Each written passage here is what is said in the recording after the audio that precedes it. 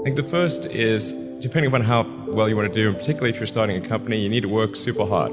So what does super hard mean? When my brother and I were starting our first company, instead of getting an apartment, we just rented a small office and we slept on the couch.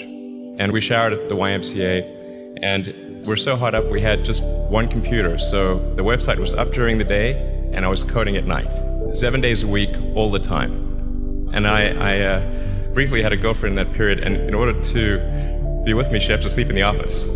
So work hard like every waking hour. That's the thing I would say, particularly if you're starting a company. And I mean, if you do simple math, say like, okay, if somebody else is working 50 hours and you're working 100, you'll get twice as much done in the course of a year as the other company. The other thing I'd say is, if you're creating a company or if you're joining a company, the most important thing is to attract great people. So either join a group that's amazing, that you really respect, or if you're building a company, you've got to gather great people. I mean, all a company is a group of people that have gathered together to create a product or service.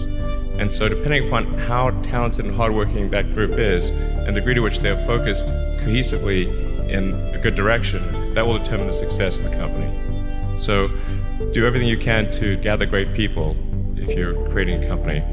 Then I'd say focus on signal over noise. A lot of companies get confused. They spend money on things that don't actually make the product better. For example, at Tesla, we've never spent any money on advertising. We put all of the money into R&D and manufacturing and design to try to make the car as good as possible. And I think that's the way to go. So for any given company, just keep thinking about, are these efforts that people are expending, are they resulting in a better product or service? And if they're not, stop those efforts. And then the final thing is, don't just follow the trend. You may have heard me say that it's good to think in terms of the physics approach or first principles, which is, rather than reasoning by analogy, you boil things down to the most fundamental truths you can imagine and you reason up from there. And this is a good way to figure out if something really makes sense or if it's just what everybody else is doing. It's hard to think that way. You can't think that way about everything.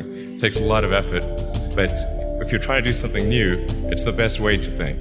And that framework was developed by physicists to figure out counterintuitive things like quantum mechanics. So it's really a powerful method. And then I think that the final thing I would encourage you to do is, now is the time to take risk. As you get older, your obligations increase. And once you have a family, you start taking risk not just for yourself, but for your family as well. It gets much harder to do things that might not work out. So now is the time to do that before you have those obligations. So I would encourage you to take risks now. Do something bold. You won't regret it.